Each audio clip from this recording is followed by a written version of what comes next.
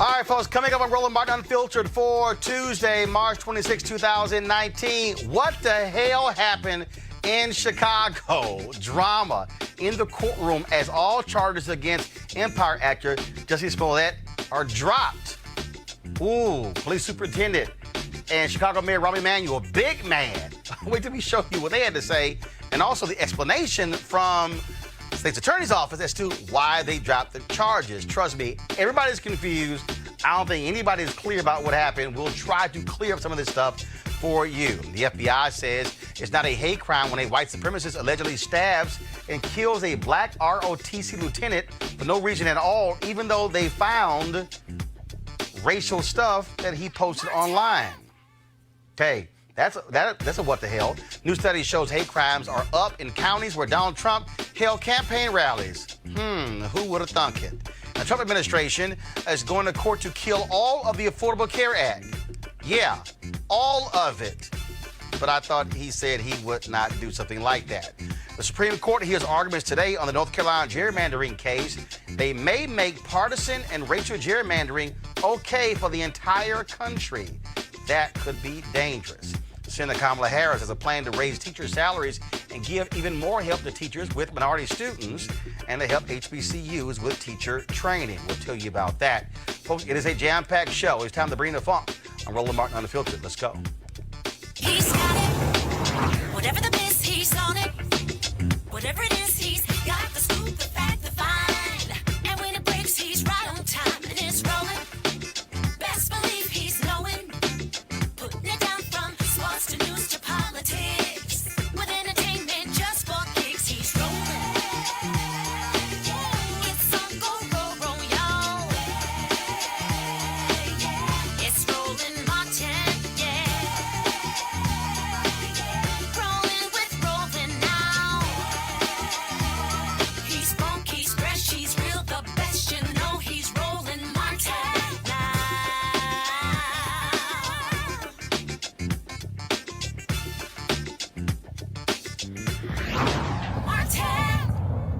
Wild day in court in Chicago this morning. We got to notice an emergency hearing. Jussie Smollett heads to court.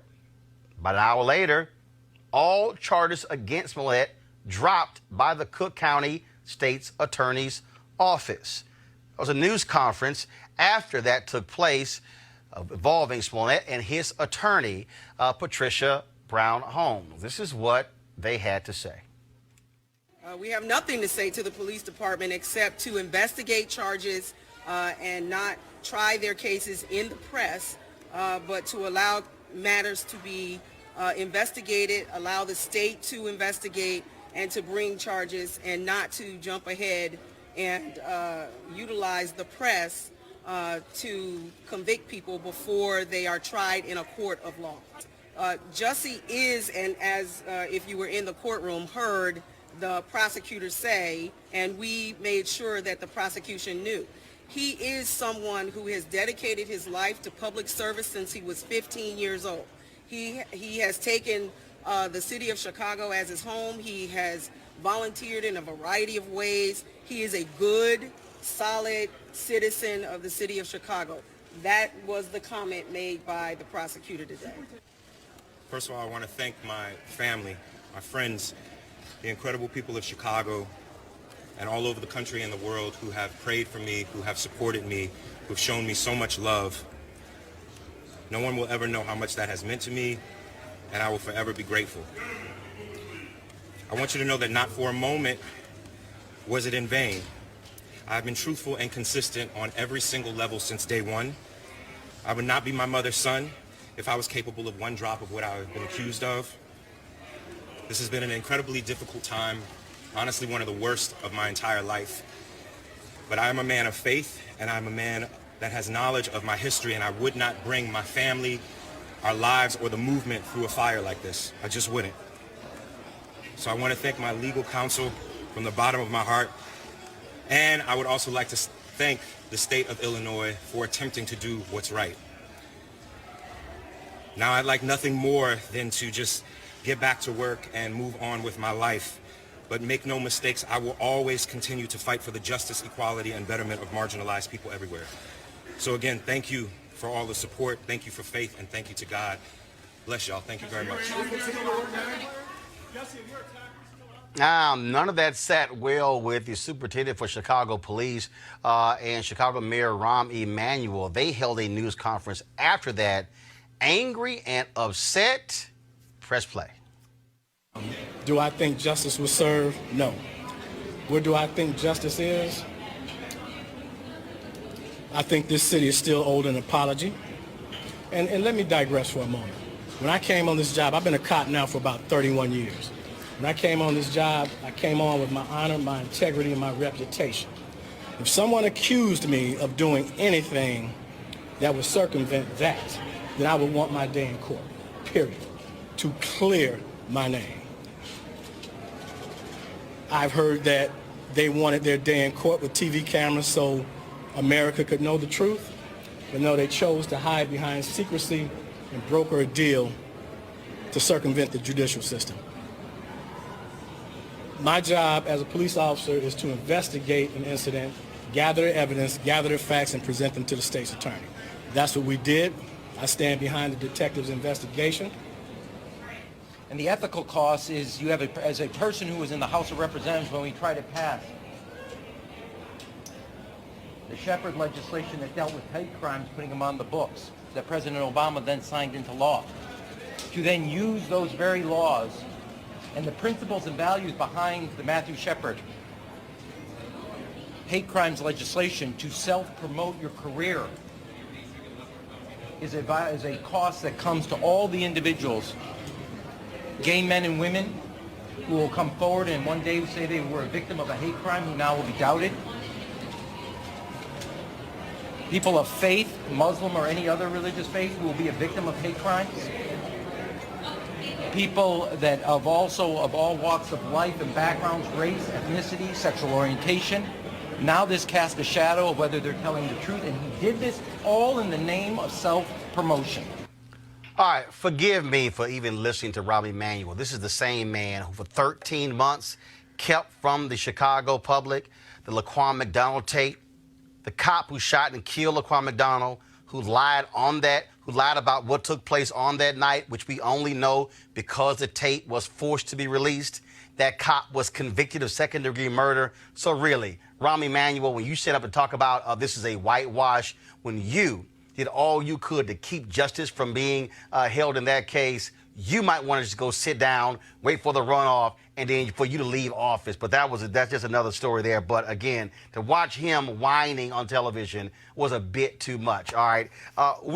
So here's the deal. The Cook County State's Attorney's Office, the prosecutor who was involved in the case, so here's what happened. There was no plea bargain.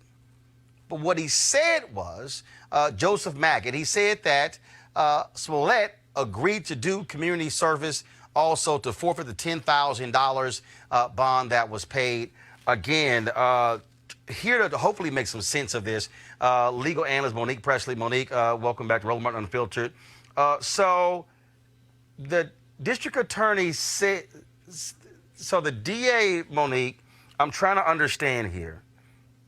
The DA here said that Smollett wasn't exonerated, but the case here, the files are going to be sealed, and there was no plea bargain. What the hell just happened? He was exonerated. Okay, so, but why would the DA who signed off on the deal actually say he wasn't exonerated? That's what people are confused. Yeah, trying to save face. I mean, look, here's how this goes. The same DA's office, the county attorney's office, had the discretion they used today when they initially charged on this case. They had that discretion when they went to a grand jury, and no prosecutor goes to a grand jury because they do not want a grand jury to deliver indictments. There's a saying in the legal community, the grand jury belongs to the prosecutor. You go in there expecting to get what you put the evidence in, and you expect for them to come back with an indictment. So this same office gets the 16-count indictment, and now what we hear today is, oh, No, it doesn't mean he's innocent. No, it doesn't mean that he didn't do anything wrong. But we're going to completely dismiss all charges, and we're going to expunge his record, and we're going to seal the files, all to the tune of Keep Hope Alive, 16 hours at Rainbow Push, and $10,000. Come on, y'all. Everybody knows better. Their case fell apart. We may not know where it fell apart. We may not know whose fault it is. But I tell you what, the fact that they did not tip off Emmanuel and they did not tip off the police tells me a lot about whose fault it probably was. So, Chicago Police Union, they want the FBI to investigate Kim Foxx and Justice Smollett. You have the area detective who oversaw the investigation. He tells the Chicago Sun-Times, we were absolutely prepared to go to trial. We were rock solid. We were excited to have this case prosecuted. And you're saying that clearly the evidence that they procured fell apart. You had Ronnie Emanuel at the news conference saying only a sliver of the evidence was presented to the grand jury, not a lot, and that they had a lot more to present. Right, but the prosecutor, I guess it's Regatz, I don't know how to correctly pronounce his name. It was his decision, first of all. It wasn't Kim Foxx's, and he was clear that she was recused and she had no part to do with the decision. So this whole blame the black woman thing that they're trying to get going now, that's going to fail. And he's a 23-year career prosecutor. And then it doesn't matter if the police department thinks that they're ready to go to trial. When the police department finishes their investigation and hands over the evidence, it's up to the prosecutor to decide if there's going to be a charge and what that charge is going to be. And they choose what evidence they take to the grand jury. And then their investigators continue to investigate. So it could have been anything. One of the witnesses could have fallen apart. They could have found out that something was going on wrong with the interrogation in the police office. It could have been any number of things. But here's what I'm telling you, it wasn't.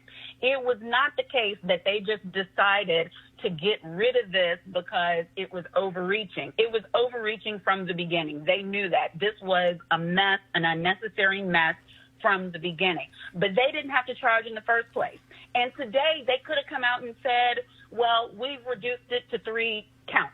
We've reduced it to 2 counts. We've accepted a plea for 1 count plus probation. We're taking diversion if he's clean for a year. They could have done a whole bunch of stuff that they did not do. So that tells me that something went very wrong on the Chicago government side of things, not on the Smollett side. I'm going to read another quote. This is the last one for you before I go to my panel here, because I know they can't wait to talk about this. According to the Chicago Sun-Times, again, first Assistant State's Attorney Joseph Maggots said the decision to drop the charges should not be interpreted that Smollett did not do what police and prosecutors have alleged, pay his assailants to fake the attack and then falsely report the incident to police. Quote, he said, also, nor did dropping the charges mean that Smollett was a victim of a crime, Maggots said emphatically. Quote, absolutely not. We stand behind the CPD investigation done in this case. We stand behind the approval of charges in this case, Maggots told the Sun-Times.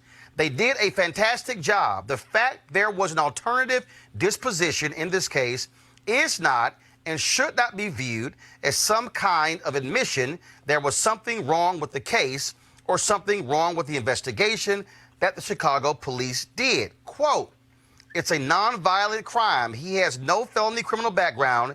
If you start looking at the disposition in the case, in every case you need to look at the facts and circumstances of the case and the defendant's background. Take it away. It's almost laughable though, right? Because like, I mean, on 1 count, he could have gotten probation. To say that it has to do with him having no criminal background, and for that, they are wiping it out like the arrest never even happened. I mean, it is a complete expungement. So when I look at something like that, it is quite obvious to me. And the way that they said, oops, here you go, to the police department and to the mayor And that's why the prosecutor's office has discretion. That's why they are a separate branch, and they do what they're going to do. And you saw Rahm Emanuel said we have to work with them again, so he didn't want to poo-poo on them too much.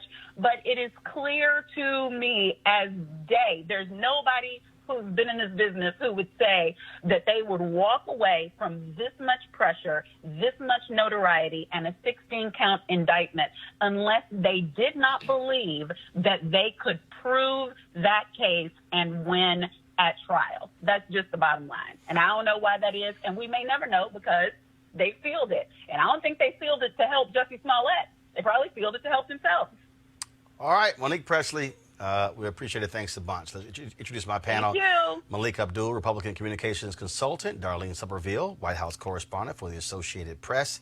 Dr. Jason Nichols, Lecturer, Department of African American Studies, University of Maryland, College Park. I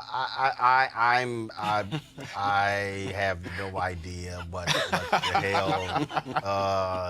Malik, I'll start with you. Seriously, I heard everything Monique said. So did I. I heard everything.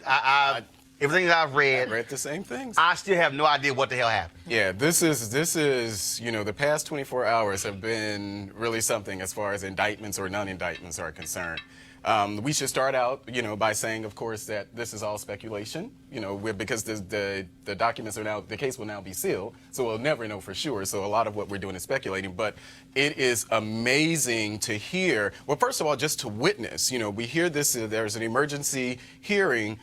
Yeah, okay, and then Jussie walks out and says, okay, well, I'm innocent. And then to have the mayor and the superintendent of the police department there come out as forceful as they did. Whether we think that the history of the CPD or think that Jussie is innocent or guilty, this has to be unprecedented, what we're seeing. This is not a, who was that, Baltimore, Marilyn Mosby. Yeah, Mosby. This is not one of those type of situations where there was some contention between the city and the state or that type of thing.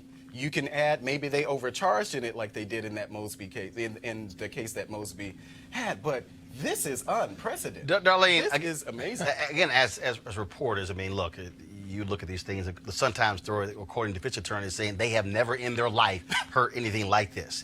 And then for the state's attorney to say that Smollett agreed to community service, but there's no plea bargain. So literally, he doesn't actually have to do it. I'm just sort of sitting here going, I've never heard of a case where the DA says nothing wrong with the investigation, nothing wrong with any of that. We had evidence, but we disposed of it. And normally when you dispose of a case like this here, I remember when Michael Irvin pled nolo contendere to drug charges. It wasn't a guilty plea, but in this case, it's gone. No record, expunged, document sealed. I don't know what the hell happened today. It was head-snapping, to say the least. And I still remember back when the prosecutors charged him. Remember, the prosecutor stood there and she read from this the proffer. laundry list and times, and he did this, and then this happened, and then that happened. It seemed like they were certain they had a slam dunk of a case against Jussie Smollett. And then now to just come out and say, oh, well, we're dropping the charges. It seems there's a little bit more explaining that someone should do just for the public interest. Jason? Yeah, so first of all, I see kind of a weird connection between this and the Mueller report in a weird way. We're not saying he's guilty, but it's kind of this kind of waffling back and forth. But like you, Roland, I was disgusted by what I saw from not only the superintendent. First of all, in Chicago, they solved 5% of their non-fatal shootings in Chicago. And you look at the fact that they solved 17% of their murders. And yet, Rahm Emanuel, and as you alluded to with Laquan McDonald and some other cases, and the fact that they have a history of torture in the Chicago Police Department, but Rahm Emanuel says that this has embarrassed our city. It's not the fact that you can't solve 95% of your your shootings. This is what it's all Jussie Smollett. It's not the fact, that you have all of these issues in the city, the fact that you have kids, schools shutting down, you have kids walking across dangerous gang territory to go to school. They're scared to go to school every day. That it's all Jussie Smollett, that's the problem? I found that to be just unconscionable, disgusting from Rahm Emanuel, but I shouldn't be surprised. Can y'all explain to me why conservatives are so mad? I mean, conservative, Malik, seriously. Y'all losing, your friends, Malik, are losing their damn mind. I mean, I'm trying to figure out how did this, I ain't seen this many white folks mad since OJ. Well, let's not just say white folks. This is what I talk about all the time. No, but conservatives are like up in arms. They're like, oh, this is leftist privilege. Yeah, sure. This is, and some even say black privilege. Obama orchestrated this whole thing. Yeah, with Michelle Obama and the whole thing. This is part of this is more of the tit for tat.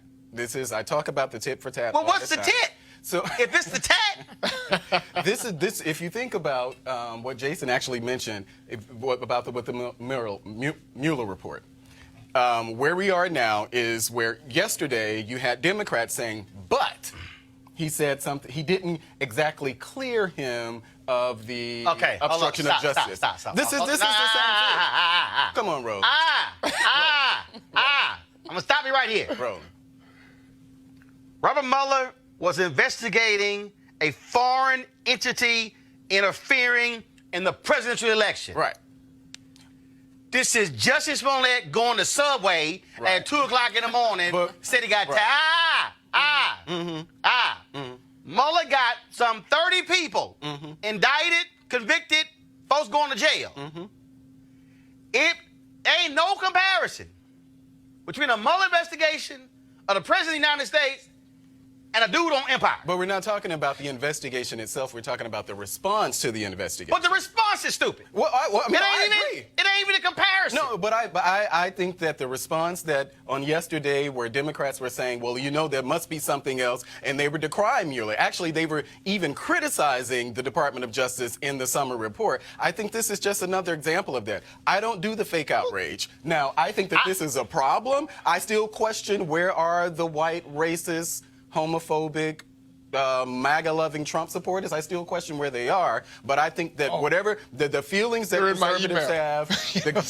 conservatives have about this are the same feelings that Democrats have about other Darlene, issues. I don't really see how it makes no sense to me, but literally conservatives are like going crazy on social media saying, oh, I'm telling you, I ain't seen white folks this mad since OJ. Like, how this black man got off? It's the black ones, too. It ain't just the white conservatives. It's the black ones, too. Darlene, your thoughts? Well, like I said before, everyone thought when the Chicago police came out and seemed to have this slam dunk case against Jussie, they figured, okay, he's going to jail. And now to see them just drop the charges, basically with no explanation. I mean, you're up in arms, right? No, I'm laughing. I'm just trying to figure out literally what the hell happened. Because I can't actually put two and two together, because if on one hand you tell me we had no issues with the investigation and it was solid, then why drop the charges?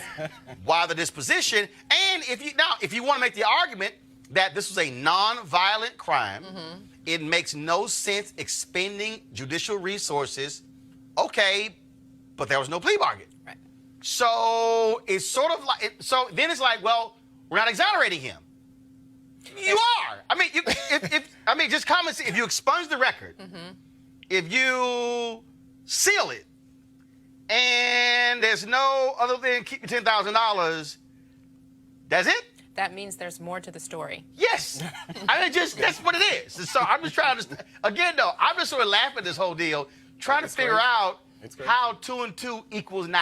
That's what it is. Because that's pretty much what this, this must be new math. This is new law. But it's old Chicago. It's Chicago. But for Jussie, hey, he get to go back to the set. I'm good. I don't face any illegal action. And again, so for all y'all white folks out there still mad, Jussie free, OJ free. y'all got Trump. All right, so there you go. We equal. All right, y'all. We'll keep trying to figure out what the hell's going on. All right, y'all. New developments in the case of Lieutenant Richard W. Collins, Jr., who was fatally stabbed to death while waiting for a bus on the University of Maryland campus 2 years ago. According to police, a white man approached Collins and said, quote, step left if you know what's best for you. When he didn't move, Sean Urbanski stabbed him to death. Turns out Urbanski was involved with a racist Facebook group. Urbanski was charged with first-degree murder, and the FBI was asked to investigate the killing as a hate crime. The FBI has reportedly found no basis for a federal hate crime prosecution. Joining us now is Dr. Rashawn Ray from the University of Maryland, a board member board member there, and the Second Lieutenant Richard Collins, board member of the Second Lieutenant Richard W. Collins III Foundation. This sort of goes back to what Eric Holder said when he's Attorney General, that the bar is so high to reach federal civil rights violations, or in the case of hate crime. What more do you need than a white supremacist who targets a black man, a veteran, kills him, guy belonged to a racist hate group? What more do they need? I mean, I'm unsure what else is needed in this particular case, but what it speaks to is broader trends, as you lay out, as Eric Holder has done, as it relates to broader trends about who's killed in America and who's valued. So when we think about executions in the United States, what we actually see is that 76% of individuals who are executed allegedly murdered a white person. What's interesting is that only 50% of the murder victims are white. So we have a huge disparity there. The other part of this relates to black victims. Only about 20 times in the United States has a black victim had a white murderer, and then that white murderer actually been given the death penalty. When it comes to hate crimes, I think part of what happens in the United States is, as you mentioned, the bar is so high. And part of the reason why the bar is so high is because racism is a pillar that holds up the United States. And as that particular pillar, things that oftentimes should be deemed as racist or racism is actually deemed as normative behavior. So when we see in the example of Sean Urbanski, and I mean, Lieutenant Richard Collins, I mean, God rest his soul, he was getting ready to graduate from Bowie State University. He was waiting for a vehicle to come pick him up with some of his friends. He was doing everything that he had been taught by his parents, who are wonderful people, who had raised him and his sister in a household that I think is oftentimes a beacon of hope for a lot of people. They did everything right. He was getting ready to go serve his country, and yet and still, before he could actually go overseas to help protect the United States, he was taken out by white supremacists at the University of Maryland in a space that was supposed to be safe for him. What is the status of the Urbanski case? The status of the case currently is that it is ongoing. It hasn't went to trial yet, but there was a recent development in the sense that they're not going to seek the death penalty in the case. I think what becomes clear to people in the state of Maryland, in Prince George's County in particular, in Bowie and College Park, as well as around the country. He tells him, step to the left. If you don't know something's going to happen, and he kills him. Not seek the death penalty? So what's interesting about this particular case, when they dug into Urbanski's history, what they found was that he was part of online white supremacist groups. So not only was it about telling him to step to the left, that it was a deliberate act, but it's also the fact that he had white supremacist ties. And so the fact that a hate crime would not be something that would be pursued, to me, is unfathomable, given what we know about this particular case and given what we know about hate crimes more broadly in the United States. Does it make any sense? No, it doesn't. He and I are colleagues, Dr. Ray and I, and everybody was shaken and hurt by this murder. It was, he was a Bowie State student, but still a part of the university system of Maryland. And it really hurt all of us. It hurt I even spoke to police officers, and they were traumatized by what had occurred. This whole case, the fact that they are not seeking the death penalty. I have my own feelings about the death penalty, but what I will say is the fact that they're not viewing this as a hate crime when the police have recommended that it be viewed as a hate crime, it's really disappointing about our system. But again, these are the way things seem to happen in our society and in our system, and how we value, even like as Rashawn said, the people who do things every way right.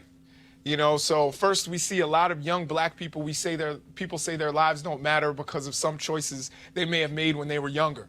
And so you blame them, you say that they're thugs, but you have someone who actually did everything the way that the system says it's supposed to be done, someone who is serving his country, and you take him out and you don't value him enough to give him full justice. I think it's despicable, and we hope that he gets Sean Urbanski faces the full brunt of the law. Darlene, this is one of those cases again that is quite perplexing to black folks.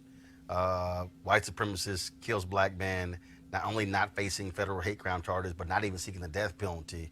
And when people talk about two different justice systems, this rings loud and clear. It does. One question I would have, though, is I'm not too familiar with the case, but did Maryland say why they're not pursuing the death penalty or hate crimes? You know, part of what's been reason or justification? You know, part of what's been interesting about this case is the lack of information to the public, even the lack of information to people who are close. And I find that extremely troubling in a county that is majority African American, that is the most affluent African American county in the United States. And yet and still, this is something where people have to pry and ask, what is the status of this particular case? That happened at the flagship university where Dr. Nichols and I happen to work. People shouldn't have to wonder what's happening. Things should be very transparent. And unfortunately, that hasn't happened. And I think that's what's highly problematic as well. And this should have been nationwide news as well. You know, the fact that it was so localized, at least it seemed like to me, I was expecting perhaps even the president to weigh in, but, you know, we know who we have as president. But, you know, I would think that this would be nationwide news. The fact that someone who is a college student about to be a college graduate, someone who is serving his country, gets murdered in cold blood on a college campus, you would think that this would be huge. This would be something that people are discussing. And, but only on the Roland Martin show and a few other places. No, it's no shock to me. Yeah, but I think it goes back to what you said at the beginning about the high bar to actually prove a hate crime. And it seems like that's where we are. You know, this is a different situation, even if you believe that Justice Smollett, that there were people, you know, you had epithets involved in that. So there was something that people could connect to it, even though with the history of this guy, you know, his white supremacist history or whatever, whether or not that factored into the commission of the crime. And I don't know if they proved that. And so that may be why we're not seeing at least the hate crime portion of that, because it's such a high bar. I would imagine that that's. I mean, what's interesting to me, like I always kind of think, what else do we have to have? So you have the person, Sean Urbanski, admitting to the murder. They have the evidence. They have direct links with him being part of white supremacist groups. I mean, I think part of what it speaks to is that unfortunately, white supremacy and racism are normalized in our society. So that bar we talk about, we can be very deliberate about what we mean by that bar. And I think part of highlighting it is the fact that Lieutenant Richard Collins, Second Lieutenant Richard Collins, hasn't really even been acknowledged formally by the military, whether that be at universities outside of Bowie State or even nationally, in regards to giving him his proper credit. And I think that's something that really needs to happen. Right? Yep. Yeah, he was a veteran. Yeah. All right, Dr. Rashawn Ray, we certainly appreciate it. We're certainly glad to be able to highlight this story and elevate it. And we'll keep watching it. Thanks a lot. Thank you. All right, folks. I don't think there's much controversy, at least on this show, that Donald Trump's rhetoric inspires white supremacists and white domestic terrorists. Two professors and a graduate student from the University of North Texas in Denton, Texas, did a study to see if there was a correlation between Trump's racist, homophobic, anti-Muslim language and hate crimes. They looked at all the counties where Donald Trump held rallies in 2016. Then they looked at hate crimes in those counties and compared them to similar counties that did not host a Trump rally. Their findings were published in the Washington Post. This is what they discovered. They found that counties that had hosted a 2016 Trump campaign rally saw a 226% increase in reported hate crimes over comparable counties that did not host such a rally. Now, again, when we talk about these rallies, these hate crimes rallies, excuse me, these, not hate crime rallies, these rallies of Donald Trump and white people, you don't see many black people at these rallies. You see him hyping folks up. You see them upset, mad as all get out, of course, with the media there as well. Let's go to our panel here. Darlene, I want to start with you. What do you make of this really interesting research where they simply looked at the numbers? Well, it is interesting, but there's already this perception that the president's rhetoric, things he says, has said, or continues to say about immigrants, for example, Mexicans, Muslims, that the rhetoric that he uses does give people who oppose immigrants and people of different religions some sort of comfort to kind of go out and act on their views. So it is interesting to actually see that someone has crunched the numbers. Malik? Yeah, I don't think anything about this particular study. Well, I'm sorry. Did you miss what I read? Yeah, I mean, they literally looked at the places where Donald Trump held rallies. Sure. And then said, okay, let's talk about hate crime, a 226% increase. Sure. That says a hell of a lot, the places where he holds rallies and people who are also supporters of him. Yeah, but we know how studies work. So if someone wanted to have a study, and at the end of that study find out that crime is bad in cities where Democrats are in charge, crime is bad in black communities where Democrats are in charge, or largely black communities or something like that, it's easy to actually prove that. So I think this is similar. What the hell are you talking about? Meaning that if someone wanted to do a study to prove that crime is bad in inner cities as opposed to rural cities, there's actually facts to actually prove that. Well, how about these facts? Yeah, where Donald Trump held rallies in 2016, there's a 226% increase in hate crime. The article argued correlation, not causation. So that's what the article actually argued. Okay, I don't think much of the can you study go at ahead? all. I don't know what the hell the Malik study talking at all. about. I mean, what does that mean? Doc, go ahead. I don't know what he's talking about. To me, I think it's very clear what the study is saying. It's saying that, and something that we all can see visibly, that the president, with his rhetoric, with things that go on at his rallies, them attacking cameramen and people who are pretty neutral in this situation, that, people get fired up and they're willing to go out and commit violent acts. This is one of the reasons why people believe Jussie Smollett's story in the beginning was because of the fact that there's so much violence because of Donald Trump? At Trump rallies. No. What it speaks to, here's what it speaks to. What it speaks to is that what Donald Trump has to say to that constituency correlates in terms of how they actually behave, even not at a rally. That's what it speaks to. What it speaks to is that the people who he's appealing to are the people who are actually more susceptible to actually do this type of thing. Is it shocking that Donald Trump is speaking to people who are largely anti-Muslim? I'm not done. That he's largely speaking to people who are anti-immigrant, folks who are largely anti-black? Who are largely anti-gay? That is his base. Yes or no? No, I don't think that's his base at all. I'm his base. That's not his base. I'm his base. No, you're not. You're his base. No, you're not. I disagree with that.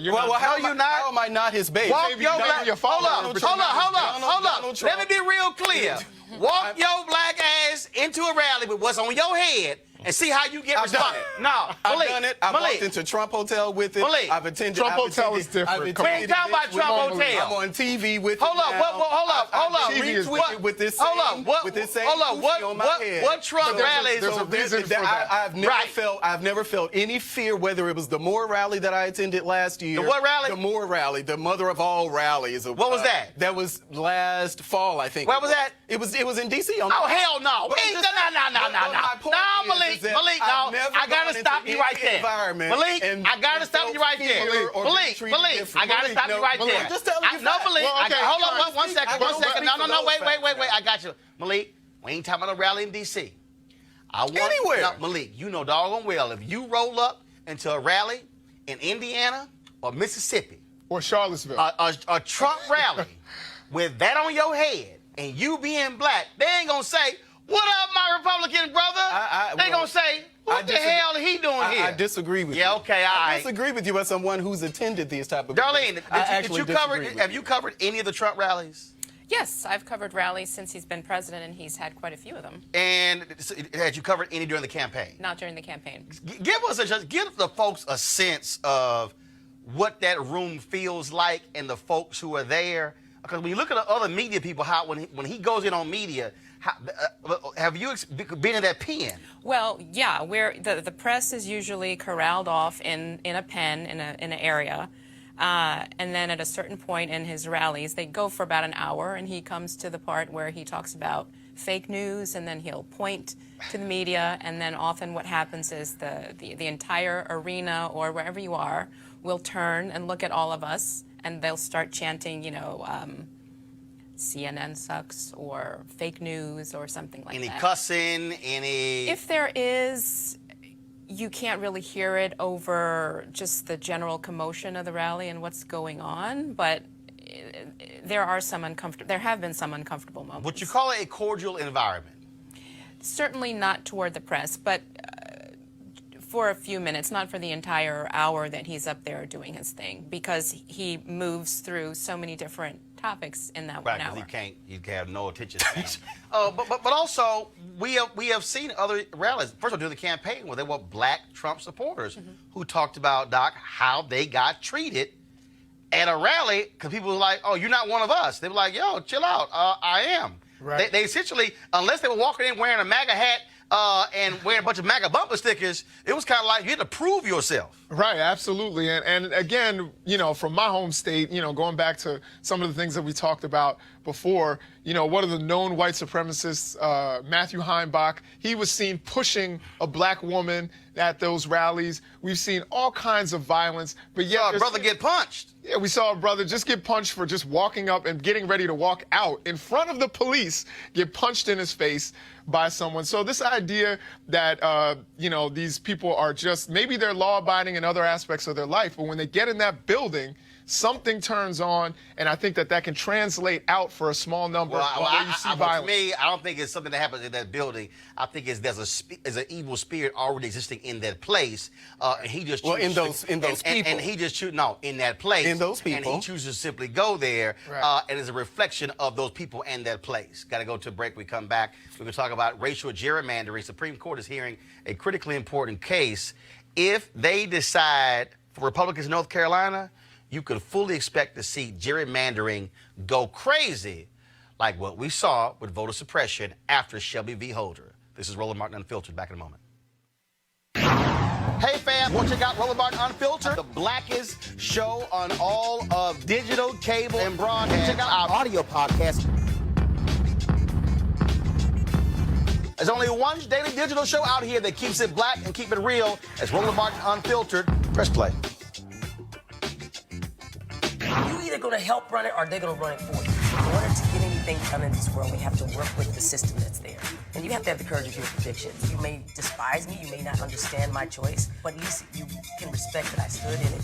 If you are outside the mainstream, no one can push you aside any further. Life makes you jaded, and it hurts you, and it's painful. And we've had a lot of pain in this country. Trump can show up and say anything, and they can just go, oh, yeah. And the African-American community was great to us. They didn't vote. He just called you stupid. Did you hear that? But he's for us. Really? And they were just regurgitating the things that they had heard on a radio or in the barbershop or something somebody had told them. They hadn't thought about it. Democracy is in danger because people don't know how to think. I'm done with trying to convince people to try to vote for their, for their life. You have to run for your life. I'm gonna go try to get people who are open to it and lead them. I'm done with hope. Fuck hope, fight. That's good news.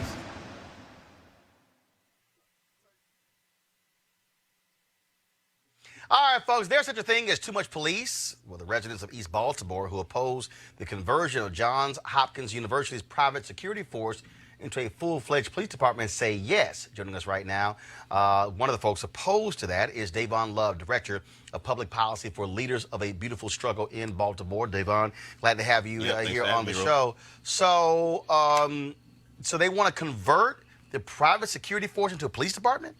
I mean, what's insane about it is Johns Hopkins University is a private university. And so they already do have armed security guards. And so one of the things that the community has remarked about is the kind of tension that exists between those armed security, particularly the black students. Like, black students have been profiled and have had issues. And so what's really, remarkable is the fact that Johns Hopkins, a private university, now wants a private police force. And what's really curious about it is that Baltimore City Police Department is currently under a consent decree. They just recently had, a tremendous scandal with the Gun Trace Task Force, where they had police officers that were robbing people, selling drugs, beating people up. And so this would be the police department under which this Johns Hopkins private police force would be monitored by. Right. And so, the community obviously has issues with that. Why not fix the current Baltimore City Police Department and get that right before you consider developing a private police force? And the way that many folks in the community and activists see it, this is really an issue because, Baltimore's experienced an issue with high homicides. And so I imagine that a lot of the white student base that would normally come to a university like Johns Hopkins are scared. And so a private police force will provide the kind of selling point to that base that would attract those kinds of students at the expense of the people that live in the community that would genuinely feel scared to have Johns Hopkins have its own police force. Before my panelists ask you some questions, I'm going to ask you one more question. That is, so what's the difference between a private security force and a private police department? Well, so there are two very important distinctions. One is that this private police force would actually have the ability to detain people. And that's part of the issue. So right now, the security guards can't. Right, they can't. Right, they can't place you under arrest. And so typically, the way that it has worked in the past, as I've been told by former security and police officers, is that typically the things that they handle are like protecting people, making sure people are okay, and that if they come across the situation, they have a working relationship enough with the police department when they need the police, they call the police. Like what happened at a department store. Exactly, exactly, okay. Right. And so the other thing that would be different that's really important is that they would have the liability that police officers have in terms of their ability to use deadly force. And so if you think about an armed security guard, they have to be much more careful about how they use force because they don't have the protections of the state. In this instance, the private police force essentially wants that cover so that if they have to use deadly force, they have the state protections that police have. Panelists, questions? No, I don't know how I feel about it. I've actually read about it, so I've heard some of the stuff that you said. Really, both arguments. Even now, listening to you, I still don't know where I fall on it. The idea that that they would be given that sort of authority that policemen have. I would be concerned about training, and I don't want to diminish private security that they're not trained or anything. But I have some issues with it, but I'm still woody about it. Go ahead. So my question is, we know that Baltimore City has high homicides. Have there been any crimes or homicides in particular, but any serious crimes that have been happening, or has there been a rise that has led to everyone or people talking about a private police force? Well, what's interesting is, Baltimore has had, this issue of high homicides really since 2015, right? There's been a spike since really the uprising. And so there have been a variety of different perspectives on how to address it. One of the things that's actually happened is that our state legislature and our mayor and city council actually have, and in both cases, looked to mandatory minimums, right? But has it hit Johns Hopkins University? That's like, have there been some serious crimes on the campus? Not anything that's any different than what the rest of the city experiences. Because I believe University of Maryland College Park is probably the least safe, university. You guys aren't in the university system, but still probably far less safe than students at Johns Hopkins. So it's just baffling to me that people want a private police force when there hasn't been an event that has caused us that leads to it, right? That leads to it. A part of the problem with the way that people talk about dealing with homicides and violence is that the fear oftentimes takes the rationality out of the room. And so what happens is that, and one of the things that's important to know about Johns Hopkins, the community in East Baltimore does not trust Johns Hopkins. They've gentrified, that area. Yeah. Lots of people have been displaced from their homes. If you look at Henrietta Lacks and the way that they've made billions of dollars off of the immortal cells of Henrietta Lacks and have not paid anything to the descendants and really to the community at large in any meaningful way, I think a big part of it is if you're going to have a private police force, you're going to give it to a university that has such a tenuous relationship to that institution. All right. Darlene, go ahead. Final comment. Would the private police force have jurisdiction just on campus, or would they be able to do things in the community, arrest somebody or whatever, off, So that's actually one of the scariest things about the bill. So the bill is actually going to be on the Maryland House of Delegates floor tomorrow. And what the bill does is that it does say that the police force would operate within areas adjacent to the campus, But it gives exceptions where the police department, Baltimore City Police Department, can authorize Hopkins Police to exercise policing authorities outside of that jurisdiction without any significant check. And the boundaries will be determined by an MOU that would happen between the city and the university and the police department. And don't forget, you had the DeBose shooting in Cincinnati, was a university police officer who shot and killed him, and that was one of the issues there. Davon Love, we appreciate it. Thanks a bunch. Yeah, thank you. All right, folks, we're going to a break right now. We come back, we're going to talk about Affordable Care Act and gerrymandering before the Supreme Court right here, Roland Martin Unfiltered.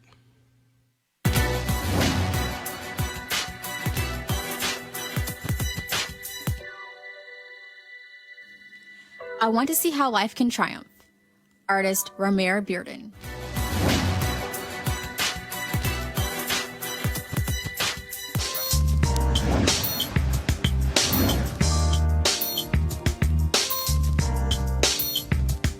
All right, folks, HBCU Giving Day. Our university is Rusk College, founded in 1866, located in Holly Springs, Mississippi. Trust me, Malik will not be going Trump on that campus. Notable graduates include Ida B. Wells, Ruby Elsie, Anita Ward, Leslie B. McLemore, Clinton LaSure, and many others.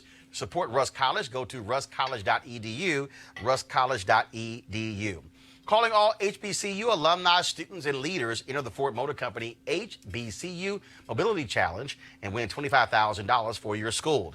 Building on their long-term support of HBCUs, Ford is looking to improve mobility in HBCU communities through innovative solutions. The winning program will receive a grant of up to $25,000 to implement their proposal. The deadline to apply is March 31st, 2019. Go to this website right here, fgb.life, for more information and to apply. Ford goes further in our community, and we certainly appreciate them being a partner here at Roland Martin Unfiltered. All right, folks, California Senator and presidential candidate Kamala Harris is out today with a new proposal to raise teacher salaries by an average of $13,500 or 23%, but also in her proposal is an actual black agenda, extra money and support for teachers in schools, which disproportionately serve students of color, and extra support for teacher training at HBCUs. Now, let's see, of course, if the other candidates are going to join her in this. She's getting lots of support from folks about the additional money for teachers. The question whether or not, of course, will she, of course, be the Democratic nominee? And will that be sort of setting the pace for the other candidates? We shall see. We also will see whether education becomes a real topic in this presidential campaign. Unfortunately, too often it is not. That's also because the people who are typically asking questions, folks in the media, their kids go to private school. That's why they don't ask about public education, just so y'all know.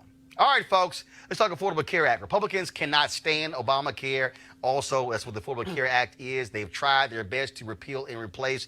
Now a bunch of red state attorneys generals have sued to have it declared unconstitutional.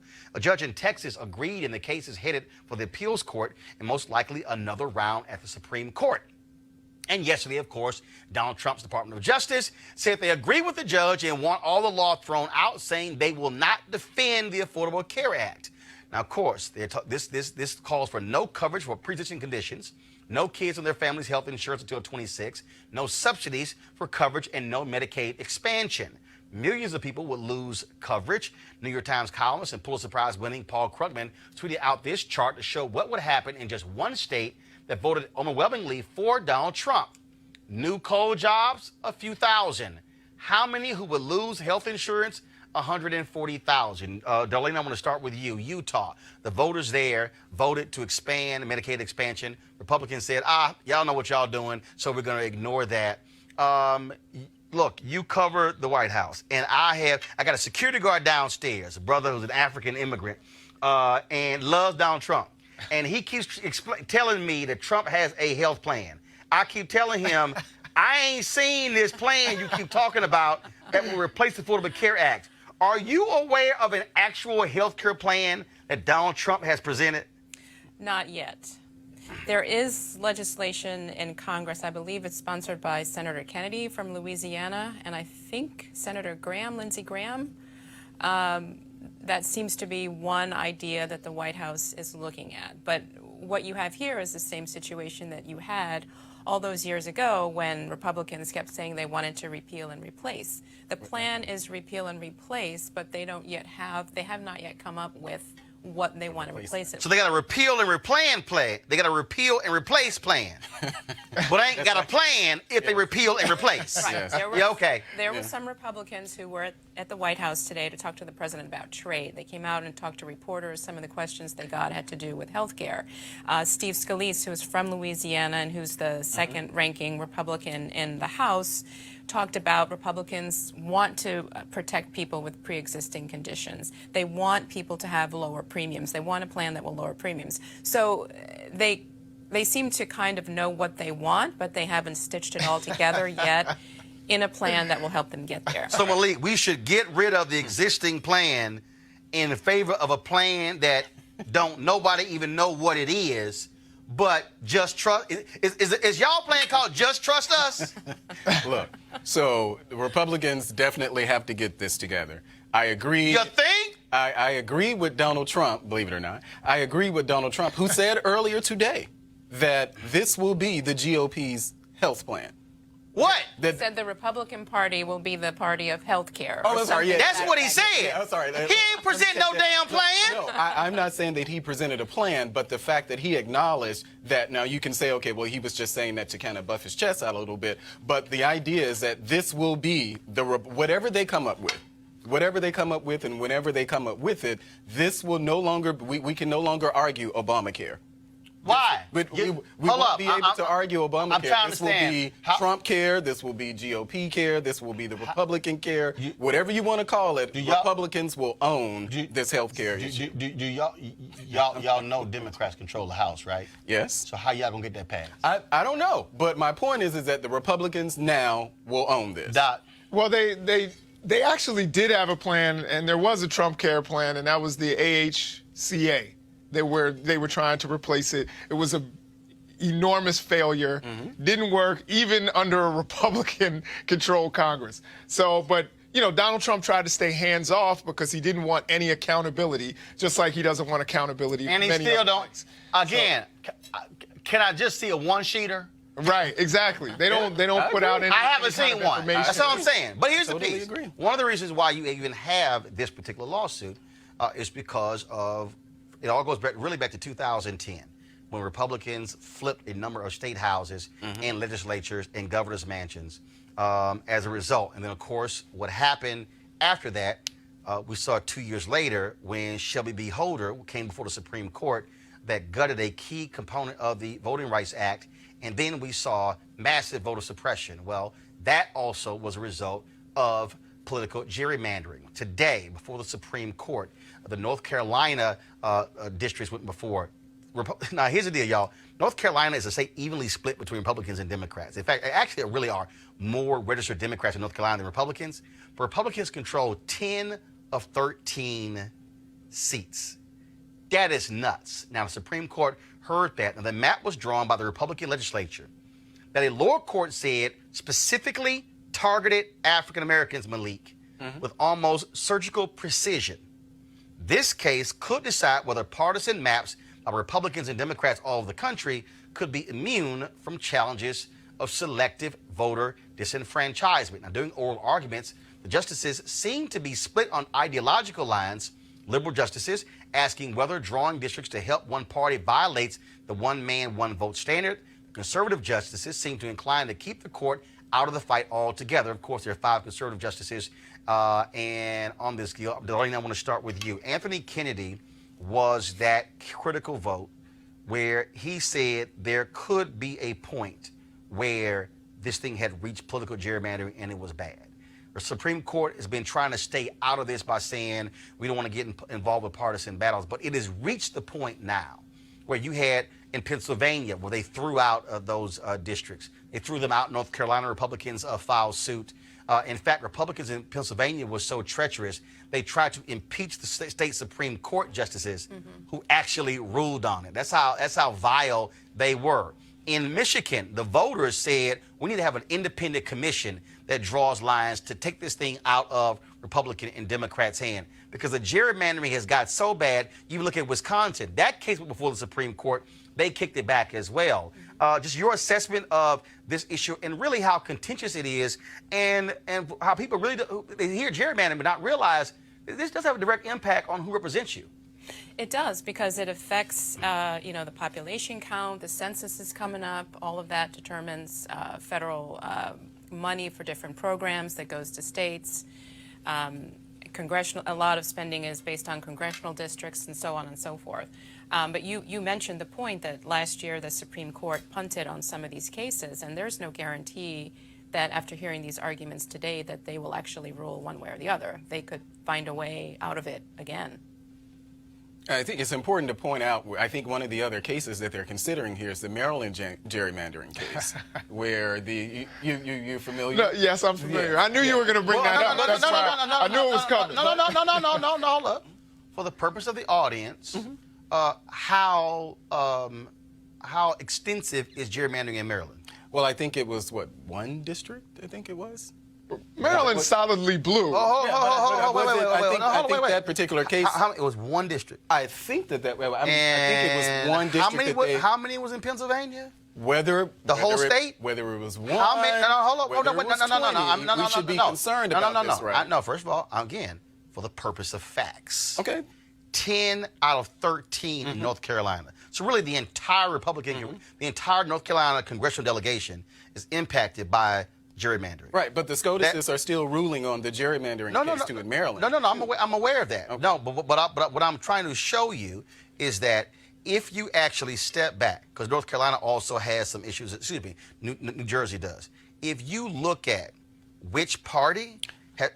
stop. No, hold on. You can shake your head. I'm trying to establish a set of facts, not offering an opinion. The facts don't lie.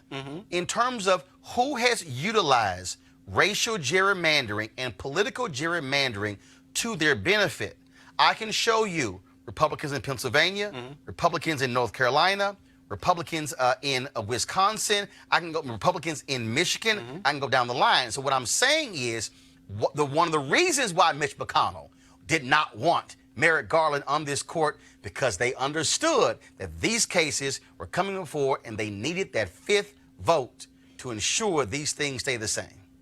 Well, go ahead with your one district. But Maryland is still one of the cases that the Supreme Court is. No, I got you. So just showing impact. But even though, and I don't think it's Wisconsin that they're considering. I say the previous. I just said, you didn't hear me right. I said the Supreme Court previously looked at Wisconsin, kicked the case back to the lower court.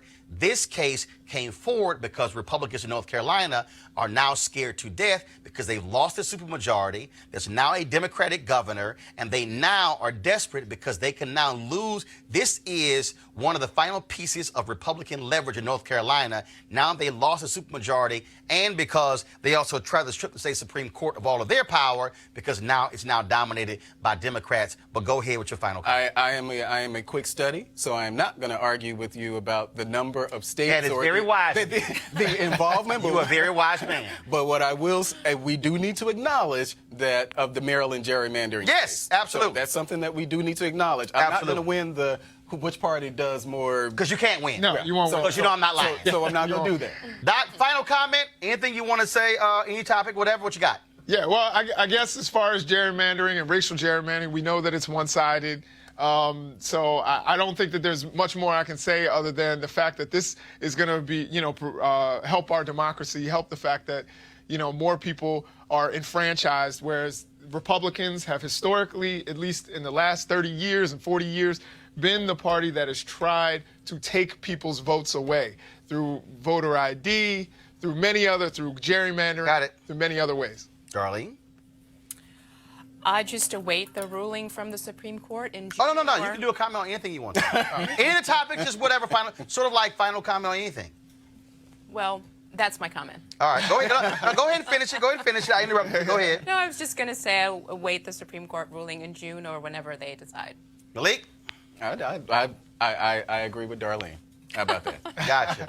Final comment from me. I find it quite interesting that all of these speakers have went to AIPAC, and all of their conversations are all about Congresswoman Ilhan Omar, one freshman Muslim member of Congress who got so much attention at AIPAC. Sounds to me like hit dog hollers, don't you think? Now, how much conversation have you heard coming out of AIPAC about the massive shooting that left nearly a dozen folks dead in Pittsburgh? Little. How about the rising anti-Semitism all across the country? Little. How about the increase when you talk about hate crime attacks all across the country? Little. But if so much attention has been focused on Congresswoman Ilhan Omar, maybe it's because she might have had a point. See, when you spend that much time and energy trying to tear down one person, it sounds to me like you are scared of who she is and what she has to say. Maybe that's why she's become the piñata at AIPAC. So maybe they might want to look at what she had to say, because it sounds to me like y'all are really concerned that she might gain traction in calling attention to how much influence you have on the U.S. Congress. I'm just saying. All right, folks, you want to support Roland Martin Unfiltered? Go to RolandMartinUnfiltered.com. Join our Bring the Funk fan club. Every dollar you give goes to support this show. Also, those of you who have given on YouTube, we appreciate that. You can give there as well. Tavia Cleveland, thanks a bunch. And I got to give a shout out to Mr. Murray. I saw your post as well. Thank you so very much. Folks, tomorrow I'll be broadcasting actually, I'm off tomorrow. Tomorrow I'm in New York for the T. Howard Foundation Diversity Dinner in New York. I will, of course, have an interview, though, with Lee Saunders, of course, the president of AFS-CME, about some interesting numbers about the impact of the Janus decision on union workers. You don't want to miss our conversation. Thursday, I'll be broadcasting live from LA as part of our coverage for the NAACP Image Awards. All right, folks, y'all have an absolutely great night. Be sure to share, retweet, join our, join us on YouTube, Facebook, or Periscope. Turn on your live notifications so every time we go live, you get to see us as well. All right, I gotta go. Holla!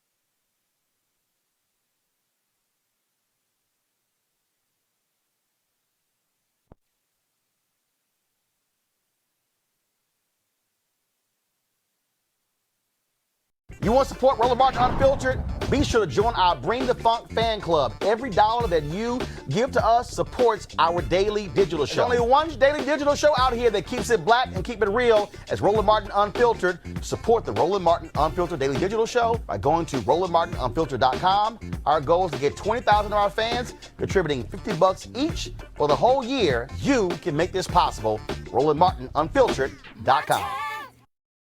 You want to check out Roland Martin Unfiltered?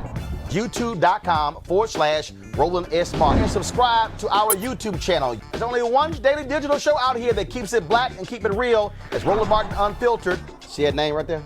Roland Martin Unfiltered. Like, share, and subscribe to our YouTube channel. That's YouTube.com/Roland S. Martin. And don't forget to turn on your notifications so when we go live, you'll know it. Hey fam, want to check out Roland Martin Unfiltered? The blackest show on all of digital, cable, and broadcast. Check out our audio podcast. There's only one daily digital show out here that keeps it black and keep it real. It's Roland Martin Unfiltered. Press play.